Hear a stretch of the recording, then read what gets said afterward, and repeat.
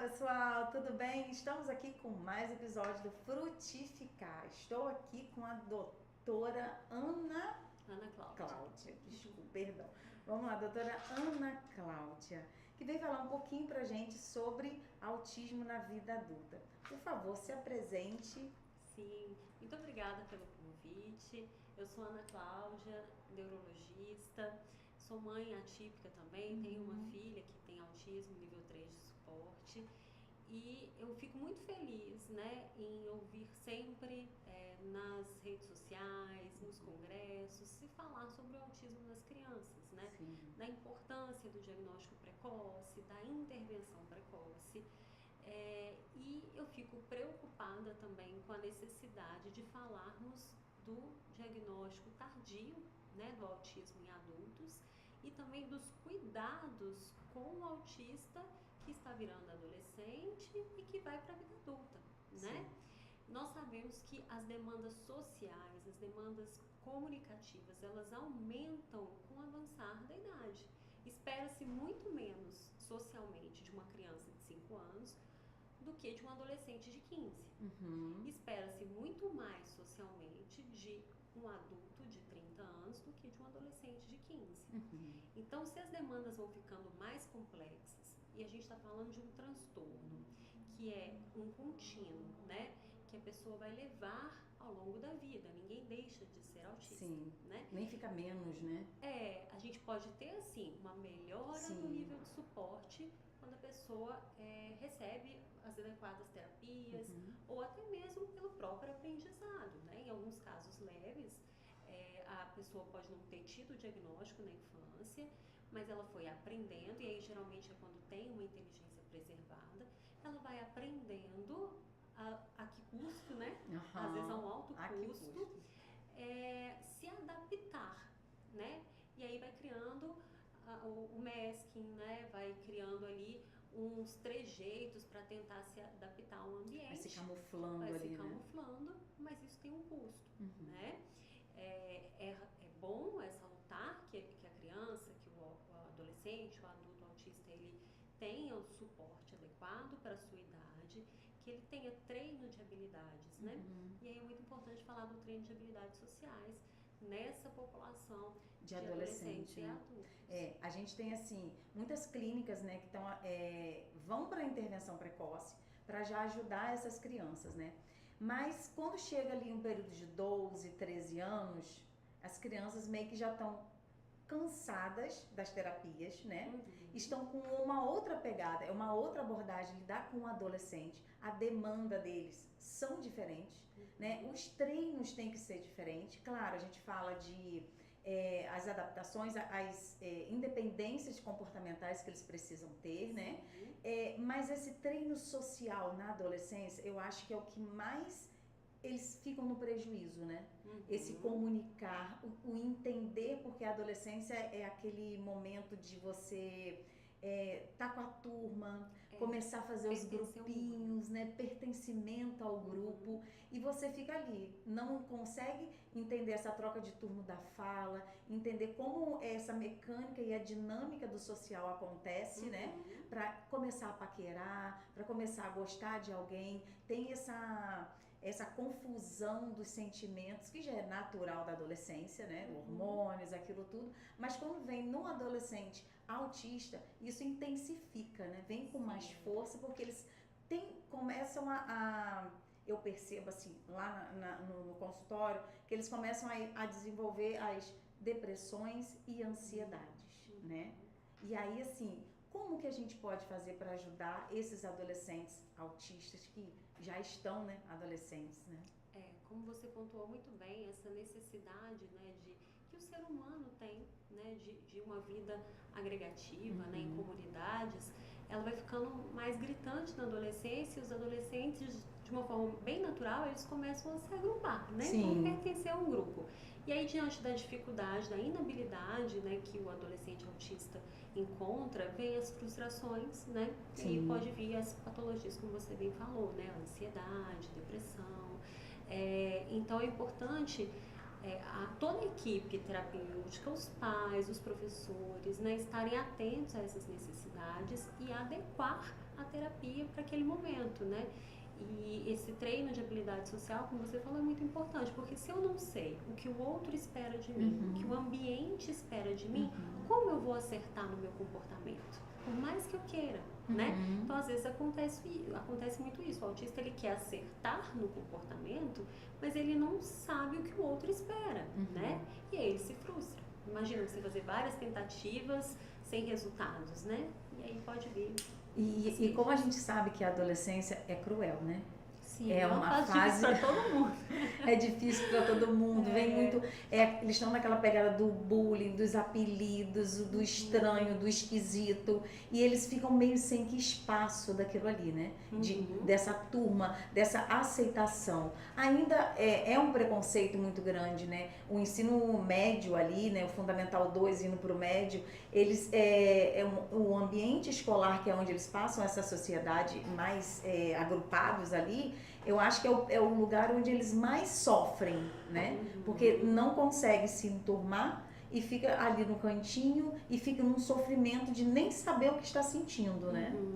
E quando a gente fala assim, autista na vida adulta, nunca ouviu falar quando era menor, né? A gente está falando aí de 30, 40 anos, né?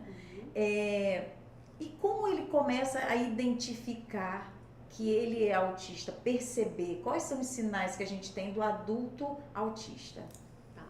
Quando a gente fala de autismo em adulto, é bom a gente separar dois tipos, vamos falar assim, né?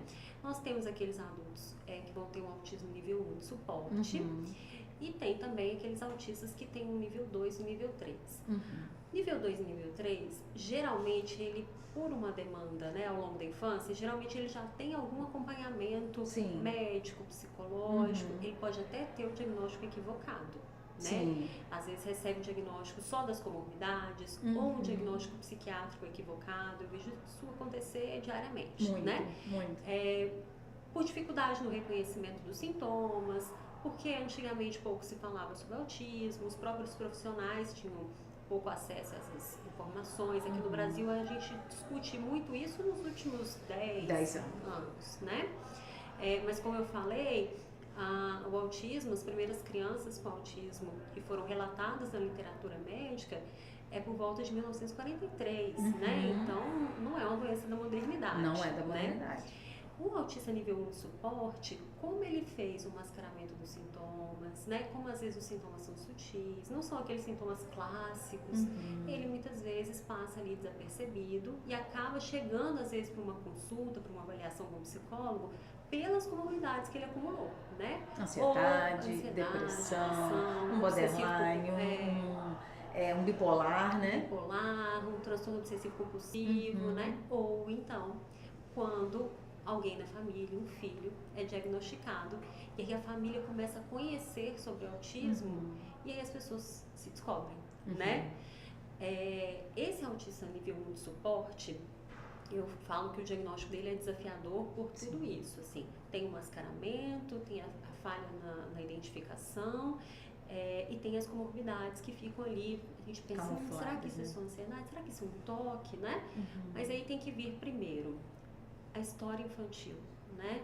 Ainda faz parte dos nossos critérios diagnósticos o início precoce dos sintomas, né? Só que no adulto, às vezes, essa história infantil é difícil. É perdida, né? Porque ele, às vezes, não tem muitos detalhes, às vezes os pais já não estão mais presentes ou já não se recordam mais, né? Então, é outra dificuldade nesse diagnóstico. A gente tem que prestar atenção no seguinte: como é a vida social dessa pessoa, né? O que as relações sociais significam para essa pessoa. Ela pode conseguir, sim, ter relacionamento social, ela pode se casar, ela pode trabalhar, ela pode até ter alguns amigos. Mas como que funciona essa dinâmica dos relacionamentos, né? Essa pessoa, ela tem dificuldade com figuras de linguagem, ela tem dificuldade de entender alguns contextos de conversa. Essa pessoa tem um contato visual mais fugaz, né? Ela até se esforça, mas é aquela pessoa que está sempre tentando desviar o olho, né? Ela sente assim, um desconforto muito grande depois de períodos longos de socialização, né? É uma pessoa mais literal na fala, aquela pessoa muito preto no branco, né?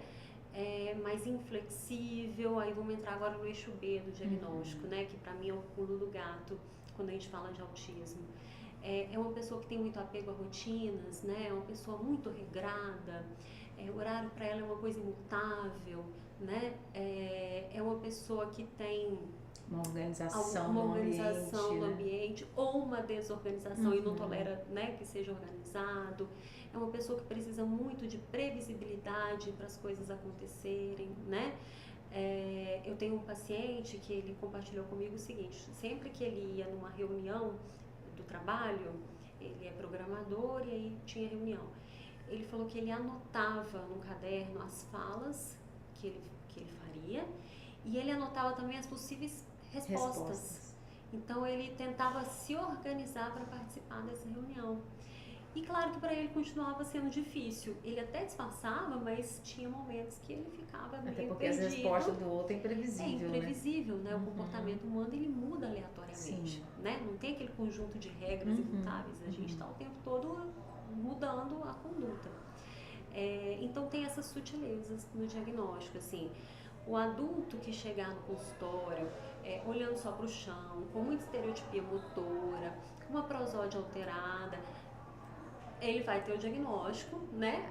Às vezes, assim, quando eu abro a porta e, né, do caminhar do sofá da minha recepção até a sala, eu já falo, opa, né? Mas esse adulto que já tem mais habilidades adquiridas, que tem um nível de suporte 1, ele realmente é um desafio e às vezes é necessário um diagnóstico a muitas mãos, né? Uma avaliação multidisciplinar. Então vai precisar de uma avaliação padronizada com o neuropsicólogo, né, que vai fazer também a entrevista com a família. Aí vai para o médico especialista, que tem que ter experiência no assunto também. Aí ele também vai, eu costumo fazer isso, eu converso com o paciente, faço a anamnese do paciente, depois eu peço para que venha alguém da família, porque eu preciso que alguém da família valide para mim aquelas coisas que ele está falando e me conte também algumas coisas que talvez ele não percebe que é problema, que faz, né? Porque quando a gente faz um diagnóstico de autismo, por lei, a gente está dando àquela pessoa uma condição de deficiência física, né? E isso tem impactos para a sociedade. Então é um diagnóstico que também tem que ser feito com muito cuidado, com muita cautela, né? Para você fazer um diagnóstico efetivo e estar de fato contribuindo para a vida daquela pessoa e para a vida em sociedade, né? A gente tem que ter essa responsabilidade também. E na mulher? Na mulher o desafio é ainda maior, né? Nós mulheres temos habilidades sociais melhores que os homens. A gente se comunica mais, a gente tem aquela habilidade de a flexibilidade, né, maior. Sim, a gente copia mais, muito mais fácil, né? Então na mulher o diagnóstico é ainda mais difícil, porque os sintomas podem ser muito sutis, os sintomas são diferentes. Então é muito comum aquela menina que é tímidazinha e que sempre teve uma amiga que falou por ela, né? Ou a irmã que falava por ela. Eu tenho uma paciente que a mãe me contou que até no restaurante a irmã que escolhia o prato que ela ia comer. Então, assim, é verbal, é inteligente, vai pra escola, já estava no ensino médio, mas na escola, um dia ela foi separada, ela e a irmã são gêmeas. Aí elas foram separadas de turma. Não deu certo, teve que voltar. E aí a mãe, opa, que coisa estranha, porque ela tinha uma dependência importante da irmã. A irmã foi virando a voz dela. Então, quando ela precisava se posicionar no grupo, ela pedia para a irmã se posicionava por ela. No restaurante, a irmã pedia, eu quero uma Coca-Cola. Aí ela, eu também, né?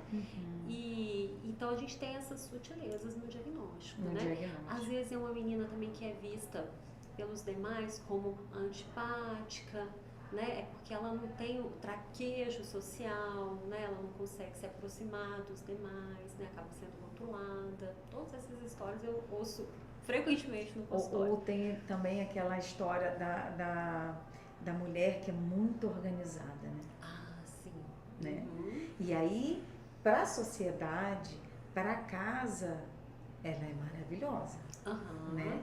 E fica com com as rotinas estabelecidas dentro de casa, os potinhos guardados na ordem certinha, todos com tampa, um em cima do outro por ordem de tamanho, separados por cores, né? Tudo padronizado. Tudo, né? Padronizado. E É. quando a gente faz essa entrevista com a mulher, principalmente, a gente percebe assim, qual é o seu café da manhã? É sempre o mesmo alimento. E quando não tem? Ah, olha, parece que meu dia não funciona, parece que eu não acordei, parece que eu não rendo o dia inteiro no trabalho. Por quê? Porque ali já é uma desorganização, né? Que teve, porque mudou, alterou uma coisinha na rotina, né? Mas mesmo assim, é uma mulher que consegue camuflar e dar conta de tudo isso ao mesmo tempo, né? E quando vem, pelo menos assim, comigo, na minha área, lá como eu sou neuropsicóloga, né, acontece muito assim.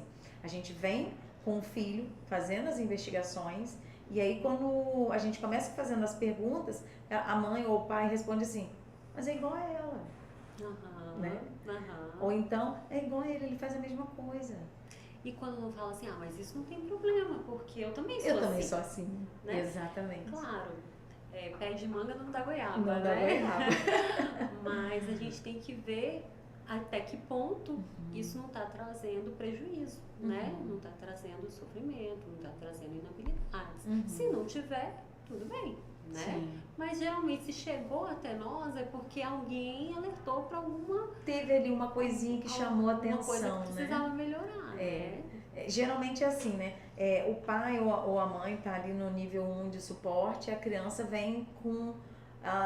no momento, geralmente a criança pequena, né, antes dos 5 anos, a gente já bota no nível 2 de suporte, porque é totalmente dependente ali da criança, né? Então já começa a pipocar muito, né? E aí eles vêm porque não estão dando conta de mesmo identificar as características, ver assim, mas é muito além do que eu faço, né? Sim. Essa criança ainda não aprendeu algumas habilidades, sim, com certeza. né? E hoje nós temos um olhar mais aguçado, né? Então, muitas vezes, a própria escola. Né? Eu recebo muito pacientes que foi a escola que fez a cartinha, né? Por favor, levar ao especialista, né? Para avaliação. Ou então, chama os pais e fala, olha, ele está muito inquieto na sala de aula. Ou então, ele não está interagindo com os amigos, né? E a outra coisa que chama muita atenção da família que é o atraso de fala, né? Sim. As pessoas estão começando a ter esse conhecimento de que a criança atrasando para falar, né, preciso de avaliar. Antigamente tinha a história do cada um no seu tempo, né? Sim. Mas hoje em dia a gente sabe que no seu tempo, mas dentro de uma curva do desenvolvimento, né? Então a gente acaba tendo assim, as crianças começaram a chegar mais cedo, isso é ótimo, fruto do trabalho, né, de todo desse trabalho, desse semear, né, de conhecimento que está se espalhando e que a gente fala cada vez mais sobre o assunto. A gente, assim, temos uma longa estrada ainda pela frente, né? Muitas barreiras ainda para encontrar, para devastar aí esse universo do autismo, né? Por ser um espectro, muitos detalhes, nunca um é igual ao outro. Eu acho que isso também dificulta muito da gente, enquanto especialista, ter tanta gente especialista em identificar quanto as pessoas entenderem o que é o autismo, né? Porque quando você fala assim, é uma gripe, todo mundo sabe os sintomas, né? Garganta, febre, tosse, nariz correndo, aquela coisa toda. Aí fala assim, autismo é por aí. Mas ele é autista e ele aqui também, mas um faz a mesma coisa do que o outro. Não tem padrão, né? Demais, ele não sabe a hora de parar de falar, o outro é não verbal? Como assim, né? Às vezes no consultório, quando eu já começo nas perguntas assim, como é que ele brinca? O brincar funcional? É normal. É normal. Eu falei assim, tá, mas o que é normal? Defina pra mim. O que é normal? Gente, ele adora brincar de carrinho. Eu falei assim, como ele brinca? Trânsito. Olha, bota um atrás do outro e faz aquela fila de carrinho. Ou então tá no estacionamento, um do ladinho do outro. Eu fui ver se o olhar dela, né? O olhar dela pra brincadeira do filho, que pra ela tá normal, né? Então, quando a gente vê, chega na escola que tem ali os pares, os professores começam a ter um olhar diferenciado para aquela função que ele tá dando pros brinquedos, né? E logo fica alertando a mãe, e a mãe fica, nada, o pai dele faz isso também. né? A mãe faz isso também. E o professor tem aquele olhar, é um desafio do professor também, né? Sim, sim. O professor tem que ter esse olhar e entendimento, né? A gente sabe que não é uma área da pedagogia em si, entender de tudo isso, mas a gente percebe que cada vez mais os professores estão buscando esse entendimento, né? Sim. Porque muitas vezes são eles que chamam a atenção, né? Muitas vezes. Os pais estão na vida corrida do dia a dia e eles estão ali no comparativo, Sim, né? no comparativo. Que fica mais fácil identificar, né? Tá ali com 20 crianças e consegue identificar um ou outro ali, né? Um que tá com um comportamento diferente dos demais. É mais fácil. É mais fácil, Às vezes os pais, hoje em dia, a sociedade tem famílias pequenas, né? Sim. Nós estamos mudando o modelo de família e às vezes é o primeiro filho. Aí é o primeiro neto da família também, já não tem nenhum sobrinho, não tem ninguém com quem comparar, né? Então, às vezes a pessoa demora para perceber que tem algo de errado. Então, quem é especialista em crianças, né? Que é o pediatra, que são os professores, né? É que tem que perceber e falar com o pai, acho que isso aqui a gente precisa tomar cuidado, né? E aí o pai vai buscar uma ajuda especializada para se certificar ou não daquela suspeita, né? Uma dica, se a gente pudesse assim, deixar uma dica para os pais, para esse pai que você falou agora assim, de primeira viagem, que não tem esse comparativo, quais sinais de alerta que a gente pode estar levando para esse pai para ele ligar esse sinalzinho e ficar atento para investigar? A primeira dica é: olhe para o seu filho, brinque com seu filho. Ele tem 3 meses, ele tem 6 meses, brinque com ele, olhe nos olhinhos dele, vê se ele te olha nos olhos de novo, vê se quando você muda a cabeça ele te acompanha com o olhar, vê se ele faz aquela lalação com você, né? Que é aquela conversa de bebê gostosa. Balbuciar, né? Isso, você balbucia, ele balbucia de volta. E aí você muda o tom, ele muda também o tom, né? Isso é saudável, né? E vá observando seu filho. Se ele consegue, se ele te corresponde nessas interações. A criança está ficando por volta de 1 aninho, essa criança ela já aponta para mim o que ela quer, quando ela ainda não tem fala, né? O apontar com o dedo é um comportamento também comunicativo que precede a fala, né? Ou não, ela quer algo que está no alto e ela só chora. Ou você nem espera ela pedir e você já dá o que você já sabe, porque os pais conhecem os filhos, a gente já sabe o que eles querem. Ou você já dá logo para ela não chorar e para você ficar liberada e fazer suas coisas, né? Então tem que observar se a criança está apontando, se a criança imita os demais. Então essa criança está aprendendo a dar tchau, está aprendendo a mandar beijo. 1 aninho é a época de aprender a falar, dá tchau pra tia, tchau, né? Manda beijo. Essa criança, você pegou um carrinho e fez vrum com o carrinho. Essa criança pegou o carrinho e tentou imitar a brincadeira? Ou ela pegou o carrinho e ficou só girando a rodinha? Não tem problema a criança explorar a rodinha do carrinho. Mas se toda vez que você der o carrinho, ela só tiver interesse em ficar rodando a rodinha, opa, né? Não é a forma adequada de brincar. Olha, 1 aninho, até 1 ano e meio, a gente já tem que ter algumas palavrinhas acontecendo, né? Conversar com a criança, né? Você tem que conversar para que ela aprenda a te imitar e converse também. Olha, já está com 18 meses, ainda não fala nenhuma palavrinha, certamente que você tem que levar essa criança para uma avaliação, né? 2 aninhos, aí a gente já espera que a criança comece a formar frases curtinhas de 2 palavras, né? E essas são as principais características. As principais características para os pais ficarem bem atentos ali, né? Consulta regular com o pediatra, né? Os pediatras hoje também, eles já estão com o olhar mais atento. Estão com o olhar mais atento. Tem muitos pediatras que fazem curso. Então, eles são os profissionais capacitados para acompanhar esse desenvolvimento da criança e, mediante uma alteração, sugerir para a família, né? Que leve para um neurologista avaliar, né? Perfeito, doutora. Olha, quando a gente fala assim, semear conhecimento, de espalhar esse conteúdo, sabe? O Frutificar, ele veio com essa proposta, né? Então, a gente tem um símbolo aqui do nosso podcast, que é espalhar as sementes do conhecimento, né? Então, eu sempre que trago algum convidado, eu presenteio com sementes, tá? Esse é um lápis semente. Aqui tem sementinha de flores, né? Para alegrar aí a sua vida, em agradecimento por você ter doado esse conhecimento para que a gente consiga alcançar muitas pessoas, que as pessoas consigam ter esse olhar, porque quanto mais falarmos, às vezes a gente pensa assim, nossa, mas todo mundo já fala de autismo, né? Mas a gente percebe quando recebe no consultório um pai que, quando eu faço a devolutiva do laudo, que está lá autista, que os pais ainda entram no desespero e ficam assim, e agora, o que eu faço? Sim. Né? Então a gente, quando eu chego nessa posição, eu penso assim, ainda precisamos falar. Sem dúvida. Precisamos falar muito, porque o conhecimento ele precisa ser muito distribuído para que cada vez mais tenhamos intervenções precoces e adultos funcionais, né? Na medida do possível, dependendo das suas comorbidades, mas o que se espera é o mínimo de autonomia, o mínimo de independência. Sim. Então, em agradecimento, um lápis semente para você plantar e que as flores possam alegrar a sua vida, alegrar o seu ambiente lá onde você for plantar, tá bom? Muito obrigada. Muito obrigada mesmo por essa doação, né, de conhecimento. Então, obrigada, por favor, se despeça do público. Pessoal, obrigada pela atenção aqui com o nosso podcast. Se quiserem me seguir nas minhas redes sociais, né? Eu tenho um Instagram, lá eu posto vídeos falando sobre autismo no adulto, no adolescente, dando dicas também para identificação dos pais, né? Porque eu sempre falo que é importante a gente identificar os sinais precoces, instituir terapias precoces e acompanhar essa criança ao longo da vida.